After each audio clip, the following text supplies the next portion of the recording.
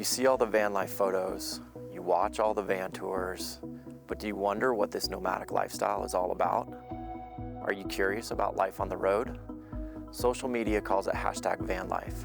We call it home. I'll ask 10 questions to get you the stories that you want to hear from the people who live, work, and travel and adventure in this nomadic lifestyle. Welcome to Life on the Road.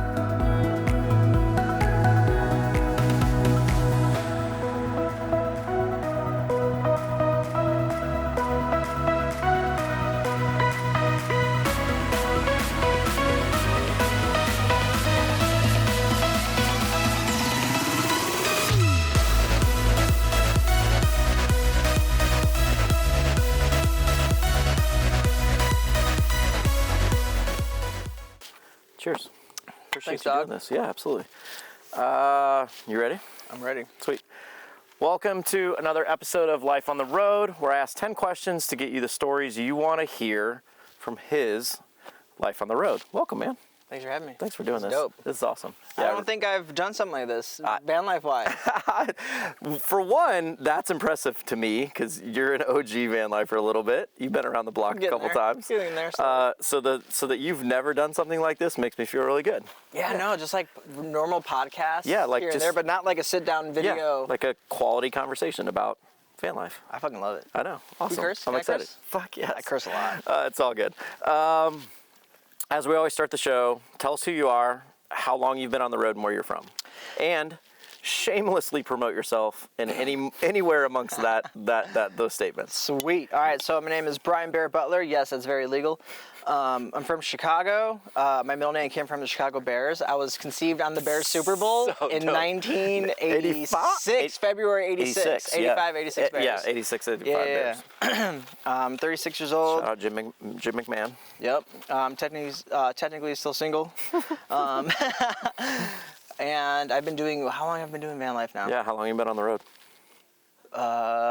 3. And it doesn't have to be in a rig. Over 3.5 years now. But you've been traveling a bit prior? I've traveled before that. Yeah. And then eventually I jumped into it. To rigs. So, yep, into rigs and whatnot. And we'll get to the vehicles as themselves or cool. the different setups throughout the years. So let's learn about your life on the road. Question number 1, what was the beginning moment, cause, or inspiration to live your life on the road? I was backpacking with a woman who was my girlfriend at the time. Okay. I think this was like May, when did we do this? I think it was like May 2018. Okay. And it's kind of pre-big explosion of van life. Most definitely. Yeah. We were in the Smokies, backpacking around, and we were in this campsite, and in the campsite there was this giant school bus. Okay, cool. And I was like, what is that thing? Nice. So I went up there and started talking to the people. I'm like, yo, like, this is dope. I've never seen this before. Like, you have a house, like, in the school bus. I was so just, like, blown away by that. Right. And I grew up with, like, campers and your normal stuff, but you're like, it's a freaking camper. You know what I mean? But when you see a school bus built out, that's you're like, pretty unique. What's going on here? Yeah. So, what was that? Their Instagram is the Spirit of Topanga. Okay. That's what their Shout Instagram out is. Yeah. Spirit of Topanga. They're OG. Okay. They've been doing it for forever. A long time. Amazing. And so they were the inspiration. They were like, they showed me that this was a thing that you could do. Okay. And then boom, gears started turning. You're like, I want to do this. But for context, the gears been turning since I was a child. Okay. Every time I went camping, my father and grandfather, both RIP, they were huge outdoorsmen. Yeah. So I was outside naturally, fishing, hunting, doing all the things, camping, all of it. Kind of how I learned as well as a young kid. Yeah, Colorado and grandfather. Exactly. For sure. That's just how it goes. Yeah. And then it just, every time I was out there, I was like, man, how do I stay out here? Mm-hmm. Like, whole life, that's all I tried to scheme up was like, how do I keep just being next to the lake, catching bass, just being alive and living. And then Spirit of Topanga came up, and I love the fact that was your inspiration. Not Instagram, not seeing anything on social media, but you were literally out in the field, out in the Smoky. Where you out specifically? Do you remember? It was near Cosby. Yeah, it was near it was a small town. Okay. And there was a campground over there. Okay. And we're using that campground as like our base camp. To hit trailheads, and we'd go out for 3 or 4 days and blah, blah, blah. Yeah. But that to me is amazing that that's what you saw, and that was you saw the real thing. You saw it live and in person. Yes, I did. Like, yeah, legit. I didn't even know it existed on Instagram. Right. Yeah. At that time, I was like really deep into wildlife photography. Okay. And do you remember Fermilab? Yeah. I would go there and photograph all the animals because they had the natural area and they had bison there, and there was coyotes and deer and owls and raccoons. Nice. Like, dude, I went crazy for a while there. Okay. Didn't know anything about van life, and then I found these people, and that's where it lit started. up into flames. I love it. It was done after that. Absolutely love it. Well, kind of rolling now into, like, you get into van life. Question number 2 is, what has been your experience with other nomadic travelers throughout your life on the road? So far, the absolute best. Okay. Absolute best. If anyone's like afraid to get out here, don't be. Like, I just met him the other day. We're like best friends now. Like literally less than 24 hours. Literally less than 24 hours ago. You roll up last night. I came here last night in the dark. In the dark. Yeah. And we had campfire lit. Yeah. We were all kind of chilling, hanging out, and we were introduced less than 24 hours ago. And he lived where I grew up. Like small world. It makes no sense. Exactly. But everyone I've met is just fascinating. Yeah. And everyone's got a story, everyone's got a thing, and I'm learning everyone's thing is the same at the core of why we're all out here, which is why we're all connected to each other. Exactly. Well, and I think too, in nomadic travel alone, as you introduce yourself to somebody or as you come across somebody, you kind of skip through all the bullshit, right? 100%. Okay. Like that game, the simple things, maybe if you've lived in a city your life and you go on a date, like you talk about, where are you from? Like, how'd you grow up? Like, what's your degree? Surface level stuff. All that goes away. It does. We know we're in rigs. We know this is the lifestyle we're doing. And now the questions start, where have you been? Where do you want to travel to? What are your aspirations? Yeah. Like, what interests you? Like, these things you dive deep, quick. Yeah. I love that. It makes me happy. Yeah, exactly. I've always been a deep person my whole life. Yeah. You know, I want to know what your philosophy is. I want to know how do you view reality? Yes, exactly. Like, I want to know that. How do you live in this world? Yeah, exactly. I don't care where you got groceries. Well, and that's the thing too, is like, you know, nomadic travel is not easy. You know, and it's something we talk about a lot on this show. And so you're often asking questions of other nomadic travelers. Hey, how did you do this? Or where did you go here? Like, I want to go to this area, but I don't know it. Do you have any advice? Like, these types of conversations happen all the time. And so again, I think they just become deeper, quicker in this community than, you know, as my friend, shout out Blakely, I love you to death, she calls them carpet walkers. What? People living in a house. Oh my God, carpet walkers? It might be the best reference. That's hilarious. It might be the best reference ever. And she said carpet walkers, and I did the same thing. I was like, what? Yeah, and she goes, yeah, people living in cities and houses, they're carpet walkers. That's so crazy. It's true, though. It is, sticks and bricks. Yeah, sticks and bricks. But yeah, it made me laugh. So, yeah, no, the nomadic community is pretty amazing. It's been as consistent as can be. Okay. I'll say. Interesting. Yeah, it's the same. It's like I meet the same person almost every time. Right. They're just kind of like awake to reality, and they get it, and they're controlling their own life. Yeah. And we were talking about this earlier today. It has nothing to do with demographics. It's not age-based. It's not race-based. No. It's not ethnicity-based. Nope. It's not, gender-based. You look way past that. Correct. None of that necessarily comes into play. Like, I mean, occasionally, but almost never, which is pretty amazing. Which in kind this of community. like, I'm going to take a quick left turn here. Okay. We like left turns. The whole thing about people being held back of certain colors and races and things, but when you're out here, like, none of that exists anymore. So I'm kind of like, what's actually happening? Yeah. Like, I don't understand. Maybe this is an isolated incident where this stuff has gone, like Chicago, for example. Good Lord. You know what I mean? Exactly. But, like, I've had friends that live down in that back of yards, and they got out of there. Yeah. And that just tells me anyone can get out of anywhere. Yeah, for sure. Like, yeah. But van life, it's all freaking equal. Exactly. So equal here. Exactly. And again, we talk about it a lot on this show. It's not necessarily what your rig is. Like, your rig can be a car. Your rig can be a Prius. One of my best friends used to live in a Prius most of her life, or a couple years on the road. You know, it can be a van like Althea. It can be your rig here that we're going to talk about, right? Like, it doesn't matter what it is. You get embraced into this community no matter what because you're living on the road. Right. That's the important thing. Exactly. That's the tie. Exactly. You know, so. And if someone is judging your rig, then get out of my circle. Exactly. You're not friends with us. You're part of the problem. Exactly. That happens, sadly. It does happen. Question 3. What has been your biggest failure? What has been your biggest triumph while living your life on the road? My biggest failure is being too bashful and scared and having social anxiety to really get out and join up in circles and go to events and getting to know people. Sure. And literally just the opposite of that, I finally got the courage and the bravery to just start being out there and just being myself even more. Well, and again, you started this before, let's call it, again, the explosion of van life. So there probably wasn't as much kind of maybe information available. You were still kind of feeling it out, whatever. But it's not an easy thing to just make friends out here. But when you do put yourself out there, it becomes so easy to make friends out here. It does, and I was so afraid to put myself out there. Yeah, I get it. And it's again, I mean, I think that's just a standard kind of maybe social norm where it's, you know, a challenge to be gregarious or outgoing or, you know, an it's like extrovert. High school. Yeah, it's literally like, you go to Descend, it's like high school. You have cliques of people. Like eventually, once you do van life long enough, you start seeing the cliques that start happening. 100%. And it's like, oh, this is interesting. Yeah, I've talked about this a little bit, and I went to Descend for the first time this year, right? And prior to me going to Descend, I had a lot of people warn me about how cliquey Descend can be. It's so cliquey. It's so cliquey. I didn't even go this year because of it. Shout out to the Good Vibes Collective and Chris and Matt. You know, we went in together as a group, and their goal was obviously, we're just having a good vibe, right? Like, we're the most welcoming individuals. We want everybody to come hang out and have fun.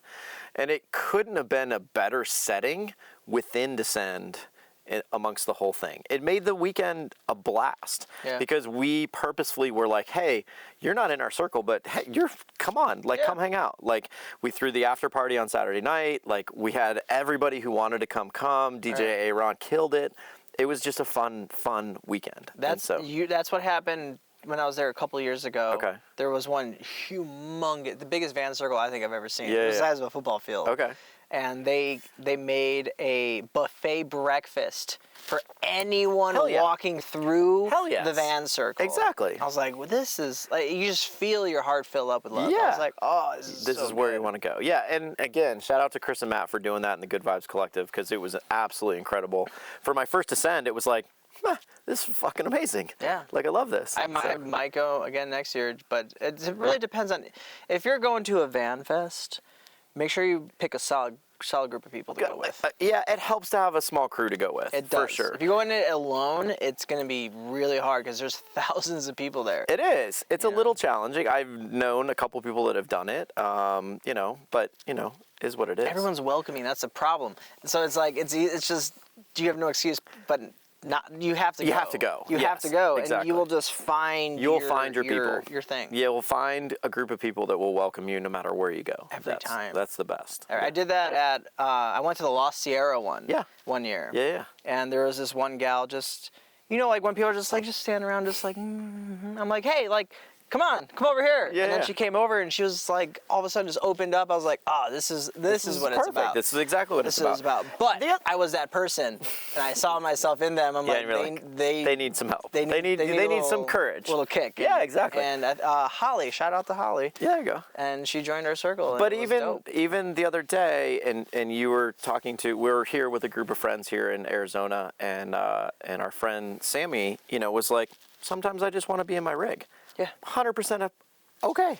Like, no one's going to be mad at you if you're going to hang out in your rig all day. No. Like, it's not a big deal. No one cares. Like, no one cares. Most people want to just hang out in their rig. Yeah. Like, I woke up, my first natural instinct was to see who's awake right now. Yeah, to go out and walk around. Yeah, everyone's like, okay, everyone's doors shut. Like, I'm going to lay down a little longer. Yeah. Like, it's a weird thing that happens. Yeah.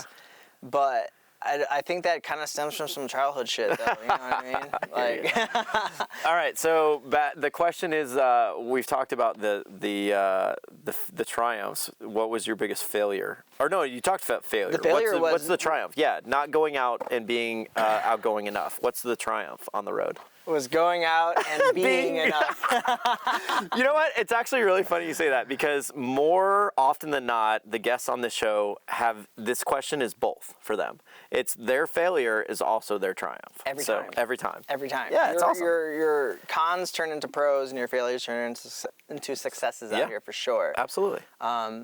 Like when I first hit the road, I was by myself for like almost the first probably like year or so. Yeah. And then I made my first van friend by quite literally just reaching out to someone who also lived in the same rig I lived in, which we'll get to. Yeah. And then just by me asking people questions, like it opens up a humongous, gigantic door 100%. that everyone should try kicking down. And you just mentioned something that I definitely want to like touch on is, when you live a life on the road, you need to be comfortable alone. Oh, big time. Yeah, it gets talked about a lot on the show, but I really try and emphasize it every single episode because it's necessary. You have to know this. Yeah. Like if you're not comfortable alone, you're going to struggle. It's going to be hard as hell. Yes. Hard as hell. Yeah, Is exactly. that the next question or something? No, it's not. But I just... Do you want me to talk about it more? Yeah, I do. I have a lot to say about it. No, please do. Like, I think it's so important for people to know this information. Pre-van life, or if you're thinking about van life, if you're thinking about some type of nomadic travel, this is something you have to know. Yeah, it doesn't even have to be van life, actually. Yeah, no, if it's you're going just overseas backpacking. with a backpack, Yep. like, you're going into the woods with no cell signal, then Correct. you're freaking alone. Correct. It's a necessity. It should be a part of your human experience. Yeah. To go be alone. Oh man, this is gonna sound rough, but like for at least till you're okay being alone. Yeah. Like you have to, and what is? How do you know when you're okay being alone? Yeah. It's when you find yourself giggling, laughing, and just next thing you know, you're like, I'm by myself and I'm laughing, having a great time with me. Yeah. That's how you know you've kind of made it. It's kind of a good rule of thumb. Kind of made it. You know, at the same time, like and I'll reiterate that a little bit in a sense that like you're going to be alone with your thoughts. That becomes tricky. You know, how you think through a really hard time or how you think through a really happy time by yourself becomes almost a determining factor of whether or not you're comfortable alone. Like if you struggle with your thoughts when you're alone, be patient. You know, maybe nomadic travel isn't quite ready for you because those thoughts, they're going to come find you. When you get on the road, you're gonna how fast you try to drive. Exactly. They're there. They're gonna be with you. Yeah. So until you're able to kind of really clearly understand how you think, maybe mentally, just because you're going to be alone a lot and for a long time. You're going to learn a lot about yourself. Yeah. There's going to be a lot of introspectiveness. If you try to distract yourself, you're just going to make it worse. Yeah. I think every human has to go through the process of knowing who they are. Yeah. Well, and this question is the triumph and your biggest failure. And it's a perfect example of that. Is like, you're going to be alone. It easily could be a failure. Like that could easily turn on you. But you could also embrace it, really learn a lot about yourself, and then it's really going to be something that's going to be a triumph at the end of the day. Like you're going to grow as a person. You're going to evolve as a person. Yep. This lifestyle will easily push you into that. This is the accelerator pedal, this lifestyle. Exactly. Yeah. For sure. Yeah. I've noticed that in the last 2 years. Growth. Looking at myself from who I was in the summertime, right. I'm not that person anymore. Right, I've changed completely. Yeah, I've been on the road 7 months, and it's drastically changed my life, for sure. And that's good. I've also done 25,000 miles and 28,000 miles. Jesus! I thought I drove a lot. I drive a lot. Yeah, Alfie and we get around. Yeah, I love that. Okay, question number 4. Did you start your life on the road as a single person? And what is it like living your life on the road as a single person? Started my life on the road with that girl that I was backpacking with. There you go. Okay. That's actually, I bought a house that I think that year it was March 2018 or March 2017. I already forgot. What happens out here? Yeah, that was so long ago now. But yeah, I owned a house and she lived there with me. Okay. And we've known each other for like 5 years already. Yeah. So did y'all build your first rig together? I'll get there. Okay. So after finding the bus, okay, that's when everything started going. Yeah. And it was just in my head, like, okay, cool, like this is something I think I want to do right now. And she also was very, very well traveled, so she was very interested in just kind of going out and living this free life.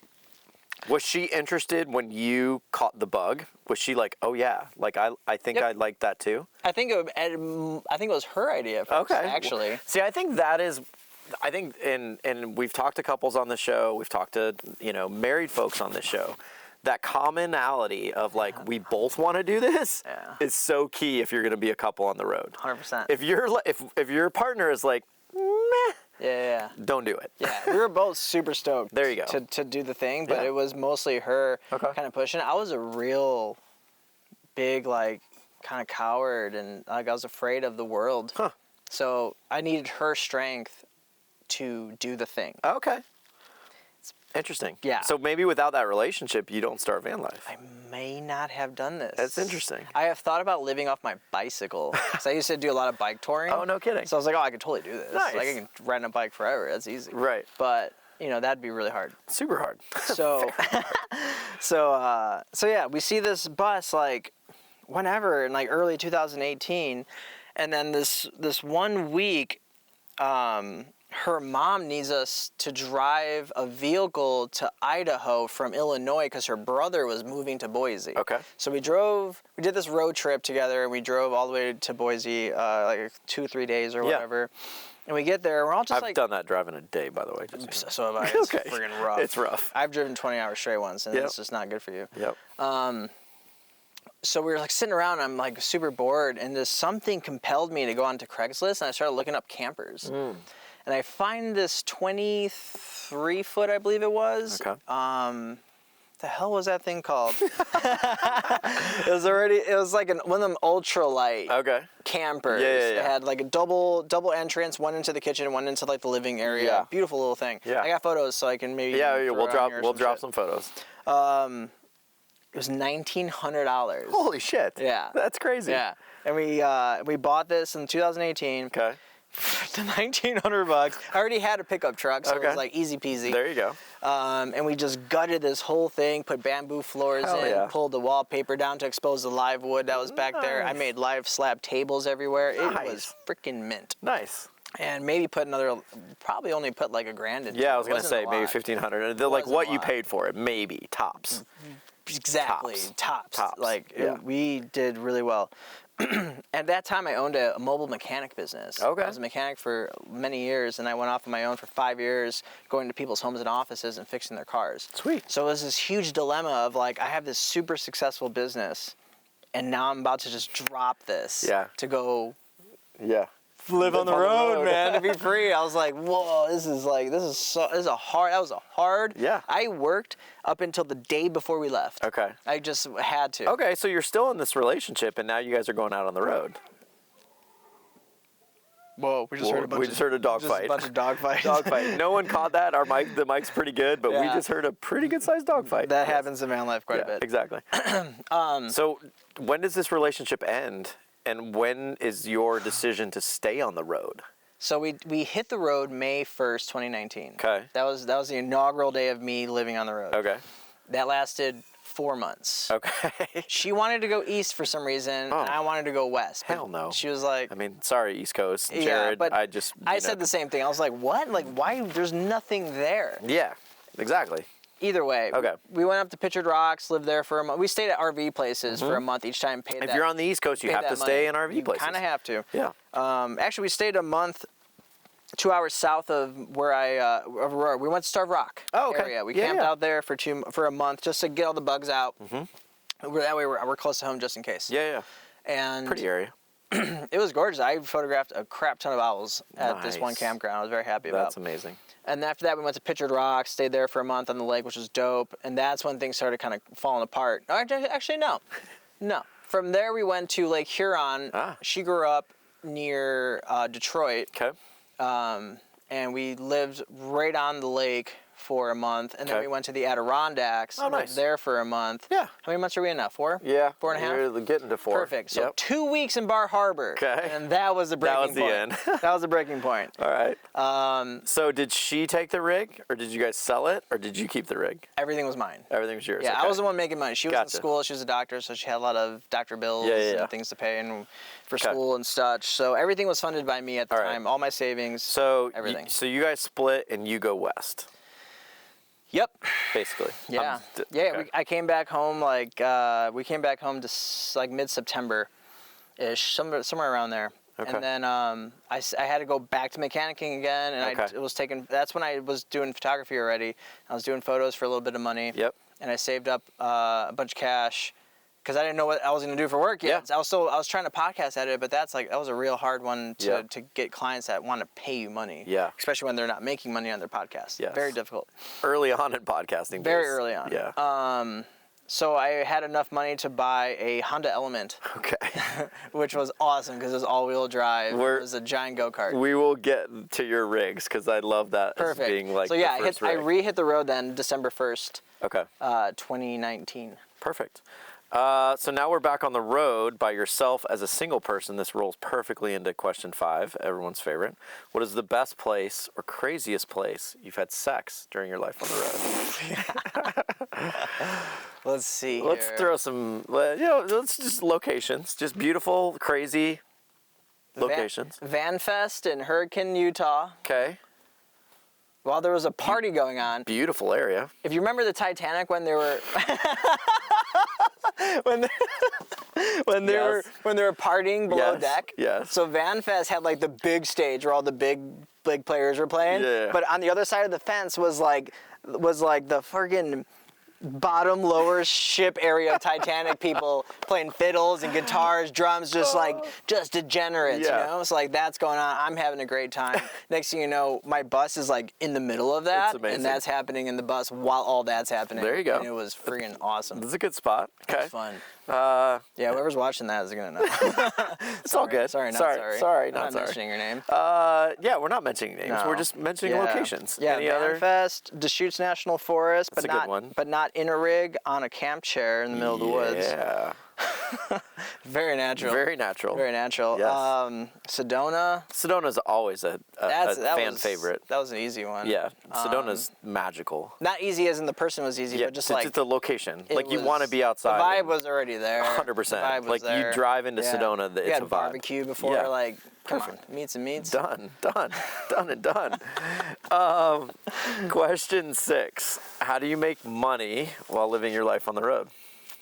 So back to like opening up and talking to people. Yeah.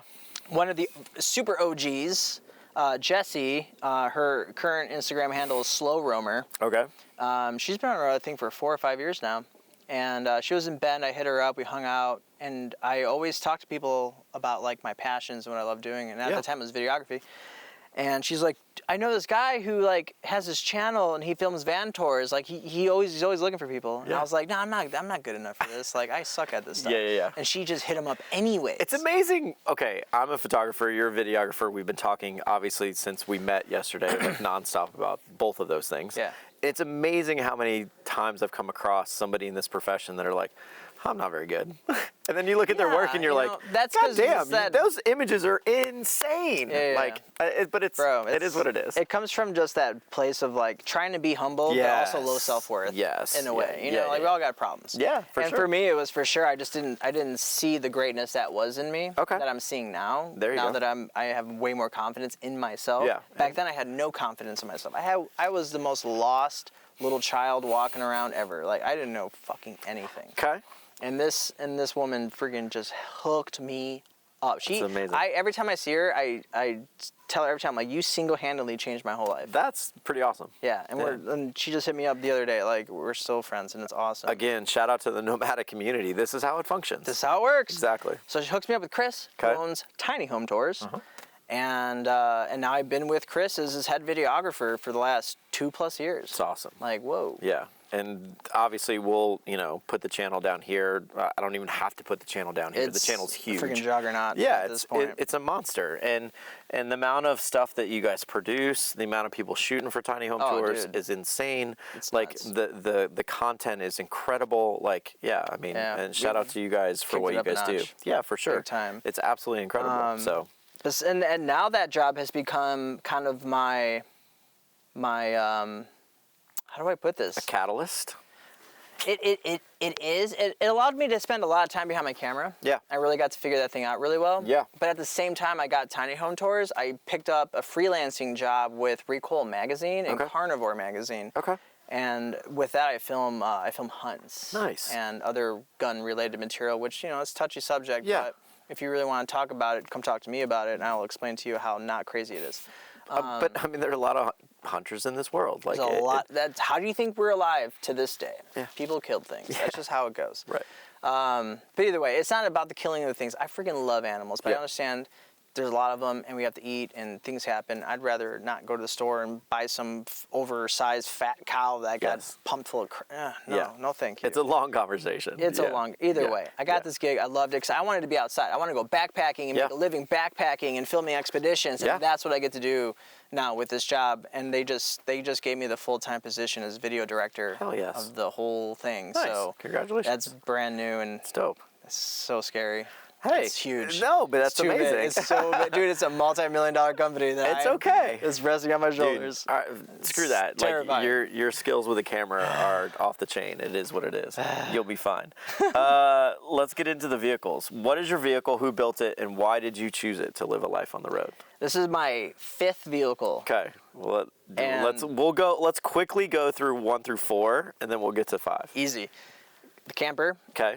Honda Element. Okay, which was, talk about the Honda Element for a second, because I've heard a little bit about this.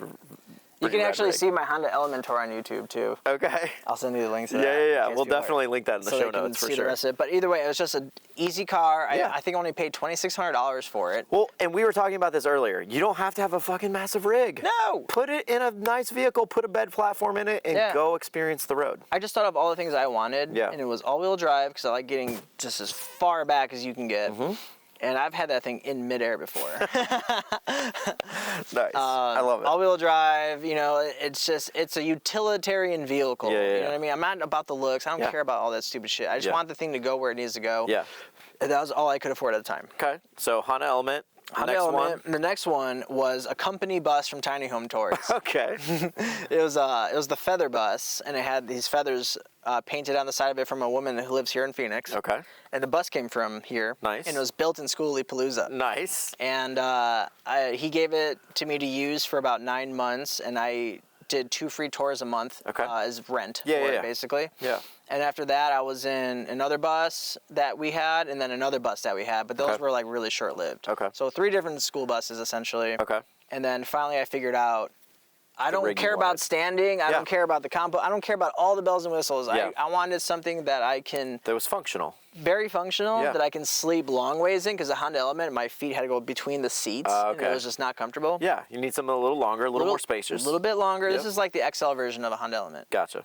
Just more room for gear. Yeah. So my production company is growing. Yep. And the Astro van all-wheel drive, just like... It's a bit... What year is this? 2003. 2003, okay. Fun fact, I've never owned a car newer than 2003. That's pretty... My truck was 2003, my Honda Element was 2003, and this is 2003. It's your... And the freaking school bus, I think, was a 2003. That's amazing. That's actually really amazing if you think about it. It's weird. Yeah. And I never planned it to be that way. Yeah, of course, it just happened. Yeah, and this was the same color as the Honda Element, too. You know your next rig has to be a 2003. And unfortunately, it does. Like, now you started this trend? I might make it a 2023, though. Oh, there you go. I might make it a 2023. I like it. Now that I'm making some money, so I might make it a 2023. Well, at least it fits in line. It's perfect. It has to. Yeah, it has to. It has to. I love it. Question number 8 is, what is your best bathroom story, number 1 or number 2, from your life on the road? Oh, man. I mean, do we have a toilet in the Astro? No. I love pooping outside. Yeah, exactly. It's like what I look forward to every day. Yeah. A shovel and a view. Let's see. Okay, so I was filming a goat calling hunt in the Grand Teton National Park of all places. Okay. This was brought on by the government. Yeah. Not by fun. And we were on this like precipice overlooking this entire valley. It was just the most craziest thing I've ever seen in my life. Yeah, like just a stunning view. I mean, the Teton's insane. Just nuts. Mind-blowing. Nuts. I think I have the video somewhere.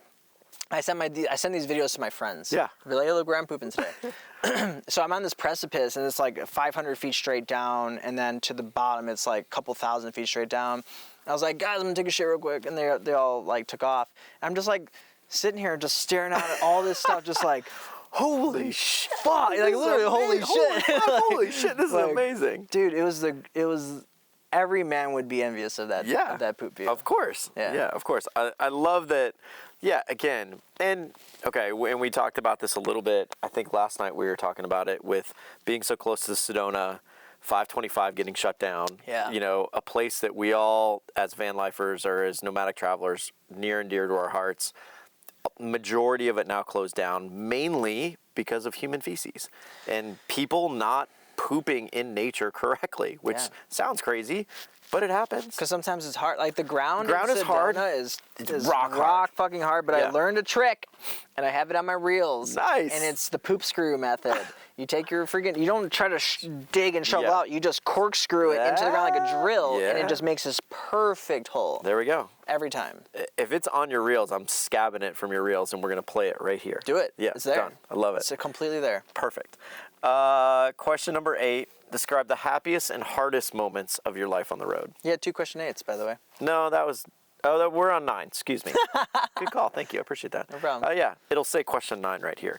The happiest and hardest moments of your life on the road. Oh man, now we're really getting into it. I know. This one's deep. Man. It also could be the same. It often is. Again, this is very similar to triumph and failure, but happiest and hardest.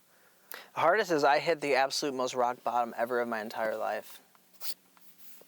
Okay. Yeah. Totally alone.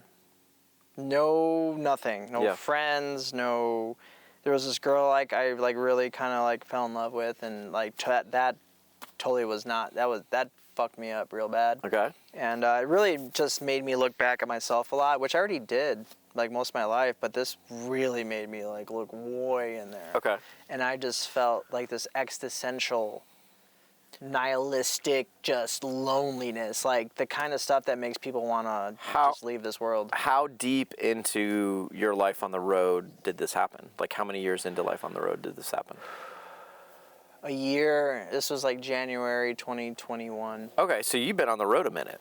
Yeah. Okay, so, and this is what we talk about all the time on this show is you're going to be alone a lot. Be prepared for these very serious down/depressed moments in van life. Yep. Depressed is a great word. It's coming. I was beyond depressed. Yeah, but those moments are coming.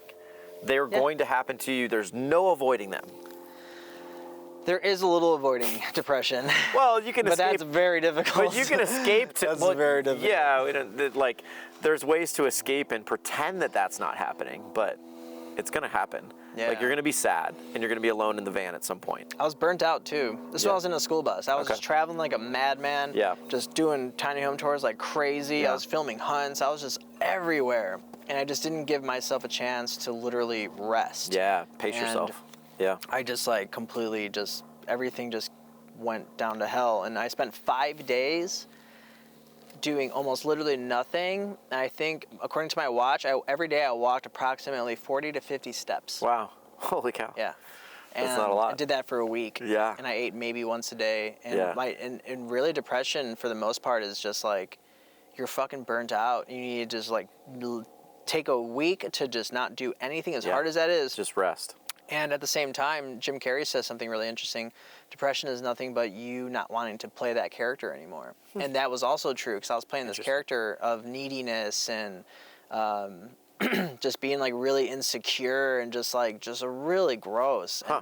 And that's when I kind of had a really huge awakening of oh fuck. Kind of looked at yourself in the mirror and was like, this is this isn't what I want. Like, yeah, this isn't me. I'm in control, dude. Yeah. Like, it was this huge moment. I like that realization too, and we talk about it a little bit on the show, is like, you know, you're going to be the one making decisions. You're going to be alone, and these are going to be your choices. Yeah.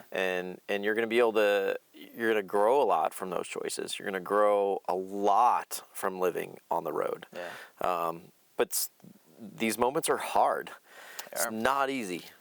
They're not. If you've never dealt with them, it's easy to spiral and want to go home and do all these things. Yeah. And the way I grew up, like, I was used to dealing with things alone a lot. Okay. So this was like normal for me. Sure. I will say there is a community here for you to lean on in those moments. Oh my God, there is. Yeah. But so, again, I was kind of a coward. Yeah.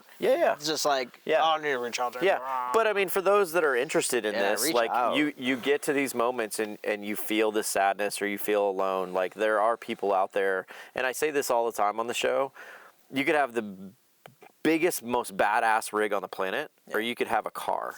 You're going to break down at some point. Yep. You're going to need help. Yep. Maybe it's not breaking down, but you're going to need help. Yep. So asking a stranger, asking your best friend in the nomadic community, or anybody in between, they're going to come and help you. Yeah. That's just how it works here. Yeah. You know? Pro tip, if you are feeling very alone and you're on that cusp of like just that sadness or whatever, go like to the mall.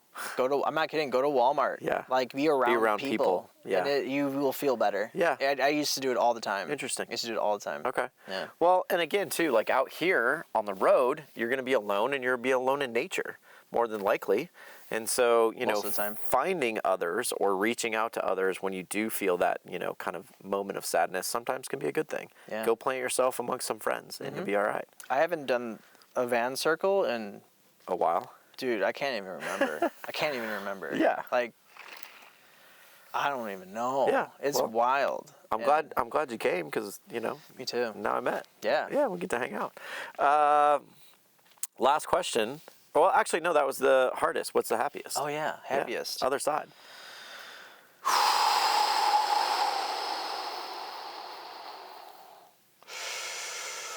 Happiest is when I finally decided to be happy.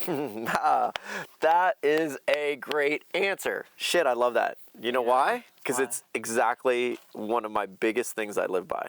I literally wake up every day and consciously think about being happy. That's all it is. Yeah.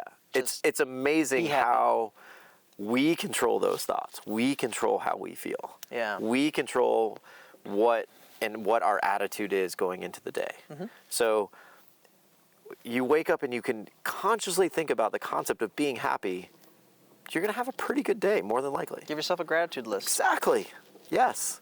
Dude, it's my favorite answer so far for this question. Nice. Anything that I've filmed so far, easily the best answer.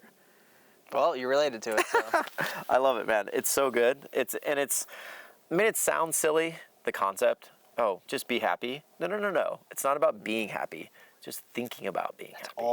I was searching for that answer over and over and over and over again. Yeah. And it's like, you just have to be it. Yeah. You have to embody it. Yeah. And I grew up with a lot of negativity. Okay. So my mind is wired for negativity. Okay. So practicing being happy is going to feel kind of weird because your brain's wired to not feel that. Yeah. And when you feel happiness, it might feel like unsafe. Yeah. And it felt very unsafe for me because as soon as I took up room, I was shut back. I had to be small again. Yeah. But now I'm out here, I take up all the space now. Yeah, there's lots of space for you and here. it's okay to take up that space. Yeah. And if it makes someone really upset, you know now they're not happy. Exactly. So you got to be the light for that person. Yeah, and again, it's like, hey, how can I help you? Exactly. Like, that's how this community works. Oh my God, if anyone's giving you any kind of anything, be like, bro, what's wrong? Talk Exactly. to me. Let's go, dog. Let's help. Instead of going, hey, fuck you. Exactly. Like, no, just give them a hug or something. That's what they need, really. Dude, I absolutely love the answer. Yeah, spot on. Cool. Nice work. Yeah. Last question, 10. In your own words, define #vanlife and give one piece of advice for somebody wanting to live a life on the road. #vanlife is... Shout out to the sunset that we're about to get to. Dude, it's going to be gnarly today. It's going to be insane. It's going to be gnarly today. Yeah. The clouds right there and right here. Yep. Oh, all going to light lit up. Exactly. I'm excited. Yeah, we're going to shoot some good photos here in about an hour. Fucking awesome. Exactly. Hashtag van life. Hashtag van life is stupid. It's the dumbest shit I've ever heard in my life. It means nothing. It's an ideology everyone started attaching to because they can't think for themselves. Fucking come at me. I don't care. I'm with you. You know, like, van life is, like Sammy was kind of saying, which I actually really agreed with, was just an easy, broad way of telling people what you're doing. Correct. Because otherwise, I tell people I live in a van down by the river just to be an asshole. But they get the reference, right? Now they get it, though. That's the crazy thing. Yeah. Like, you can almost say anything. They'll be like, oh, I live in a van. Or, like, I was down south, like Mississippi, Louisiana, Florida, and they don't understand the van life thing yet. Right. And I mentioned van life once. I was like, oh, I do van life. They're like, what is that? I'm like, I live in a van. I travel in a van. And they're like, oh, that's so cool. I'm like, yeah, well, I guess, but sometimes the van life doesn't work. It's true. But again, it's taken a crazy turn to the point where like memes of van life on Instagram, like they make fun of van lifers because it's fucking stupid. It is. Shout out Van Olympics. You know, we'll give Chris a shout out. All the memes are pretty funny. Yeah, it's like, dude, just like, I understand. Yeah, okay, cool. Like, we are a part of this thing called van life. Yes. But that's just like the largest umbrella. It's like saying we're on Earth. Right. You know, like it goes so much deeper. And again, I ask the question, I say it all the time, it's super tongue-in-cheek because it annoys us. It annoys us the people that live on the road full time. And it annoys us just because, I don't know, the people really don't understand what it truly means to live on the road. And the hardships and what we do and the bonds you make and the friendships you make and the experiences you have. Like, all those things are so deep and so meaningful. And to label it as hashtag van life is really kind of ridiculous. And now, I don't like when people say Instagram's fake and hashtag van life, because all of those photographs are real. Those places are very real, right? We go to all of them. They're very beautiful. But what's portrayed is not real. No one's really doing any of those things. Yeah. If you really want to get a good representation of what van life is, it's someone who's just kind of sad, maybe a little lonely, and just laying in their bed all day. Yeah. I mean, eating snacks. Yeah. That's kind of what it is most of the time. Yeah, you go on a hike and you do all these things, but people are going on hikes now to get photos for Instagram. Yeah. And, you know, and things like that. And the majority of the time, you're going to be in your rig. Most of the time. Most of the time. You're going to go and experience nature. We're going to go on hikes. We're going to go to all these places that are stunning and beautiful. And that's the reason why we live in a rig. Right. But most of the time, you're either going to be working or you're going to be in your rig. You're going to be making dinner. You're going to be just like being at home. Doing chores. It's just like being at home. Except you get this gorgeous view. Yeah, exactly. Like where we're parked is pretty epic. And that's the reason why we do it. That is a huge reason why. Is you get to live like a millionaire without paying a dime, basically. Yeah, yeah. And like I said before, since I was a kid, this is already what I wanted to be doing. Yeah, like, I just love being outside. Like, being outside makes me so happy. You've literally just kind of manifested exactly what you've wanted since a kid in so many different forms, just to get to this point where we're literally sitting at this. It's a self-fulfilling prophecy. Yeah, which is pretty awesome. For sure. It's awesome. Yeah. Okay, so we've kind of van life is dumb. Amazing. Just be yourself. Yeah, Jesus. exactly. And and then a piece of advice for somebody wanting to live a life on the road? Don't worry about money. Okay. Super good advice. Forget the Sprinter. Forget the ProMaster. Buy a $2,600 Honda Element. It doesn't matter. If you're thinking about that you need all this other extra stuff, then maybe, like, why are you really doing it? Yeah, you're not quite ready for van life. You know what I mean? Like, I feel like if you want to live on the road, it's because you want to travel, you want to see things. And I understand people's comfort levels are different. Yep. Don't get me wrong, like, I swapped out for a big school bus with every bell and whistle you can imagine, and it was great, but, it didn't add to anything. Yeah. I think the most adding piece to it is, like, make friends as fast as you can, because that's the best addition to all of this stuff, for sure. is making friends. Yeah, is ingratiating yourself. I completely butchered that word. I don't even know. It's becoming a part of this community. Like, Assimilating? Literally. Not assimilating, but we're going down that right path. I'm throwing shit out there now. Yeah, I know. become a part of this community. Yes. If you want to come live your life on the road, find ways to meet others that are living their life on the road. Yeah. And whether it's a van life meetup, whether it's like, you know, literally just reaching out to some of the people that you camp around. Oh, walk over to their rig, maybe not in the morning, like when they're waking up, when they're outside, introduce yourself, become a part of this community at the end of the day. Yeah, most van, like if it's like right around now time, about 5 o'clock or whatever, like it's easy to walk up to people. Everyone's kind of cooking food, having a cocktail. Yeah, everyone's so inviting, so welcome. Yeah. I would even recommend reaching out to Tiny Home Tours and ask for a tour. There you go. And that'll put you out onto our platform, which every van lifer is on our platform. Correct. So people will get to know you in that regard. Correct. I think it's awesome. You know, like that's how I made all my friends, was just because I went and toured people. Yeah. And that was lucky enough. For me, I went to a couple van meetups. First van meetup for me was at Open Roads. And I haven't heard that one. There's so many now. Oh, jeez Louise. You know who started Open Roads? It's Barefoot Theory. It's Kristen. She's OG in the world, in the van world. Oh yeah. I don't know. You would I don't know. follow anyone on Instagram. But anyway, she started Open Roads, and Wild. it's a huge van fest in McCall, Idaho. It's yeah, it's amazing. Oh, like, McCall. It's beautiful, stunning. Mountain Yeah. biking, the whole 9 yards, paddleboard. It's awesome.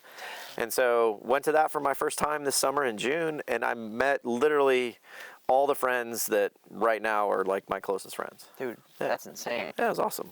I would, so I reached out to Northwest Nomads about teaching like a photography course. Yeah. Like, dude, you could totally reach out and just give away your services like that. 100%. And then again, boom, make all sorts of friends way easier now because you've already opened the door to letting people access you. Yeah, and we talk a lot of this, and on the, obviously all the thumbnails of the show, tell everybody's profession, and I think it's interesting for people that are interested in this lifestyle. Look at that profession and be like, oh shit, I can do that. Mm-hmm. Get involved. Yeah. If you're thinking about coming on the road, there are people out there that are doing what you do out here nomadically. Yeah. So, those individuals, watch those episodes, relate to that person, maybe even reach out to that person on Instagram. Yeah. Say, hey, how did you do this? Right. Help me out. I've seen so many people do so many different things out here. Yeah. Welders, mechanics, construction workers. Yeah, exactly. Like, you can almost do anything on the road now. And that's the beauty of it. Wild. So, yeah, exactly. So, man, I can't thank you enough for this. Yeah, dude. This was such a rad conversation. I loved it. I really appreciate Those are you good questions, too. Like, it really made me, rethink.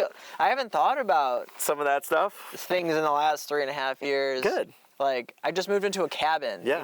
I'm not a van lifer anymore, guys. Oh, my God, I moved into a cabin. You're crucifying a van lifer. me. Yeah. Like, that's the last thing I'll leave off on is the stigma of people, getting Airbnbs. That was a huge thing. I was like, what? People need breaks. Dude, getting off the road for 2 days, 3 days is necessary. So necessary. Has to happen. Yeah. You cannot do this lifestyle every day for 365 and expect to make it work.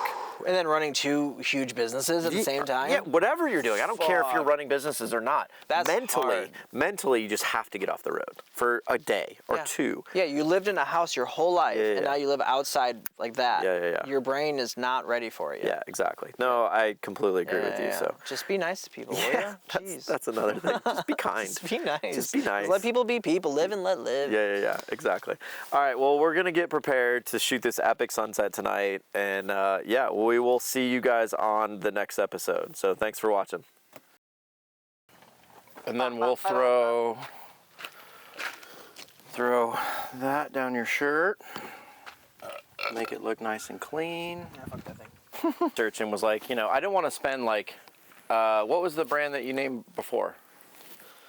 Sennheiser. They're the Sennheiser, pricey motherfuckers. Yeah, they had $300 lavs, and I was like, that's asinine.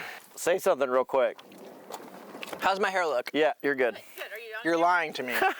Looks like shit. Oh yeah, I'm not gonna be able to see shit, but it's all good. See it? They're a stupid Land Rover. Is that a Land Rover? Yeah, it's one of the expensive. Oh, it is. I watched them roll up. I was like, of course you would have this out there. I'm a Land Rover guy, so I can't fucking shout, or I can't. I just. I'm a Honda Element guy. I literally just drove to fucking Park City in 24 hours to pick up a right-hand drive, all original, vintage 1996 Defender from London. Yeah, I'll show you some photos.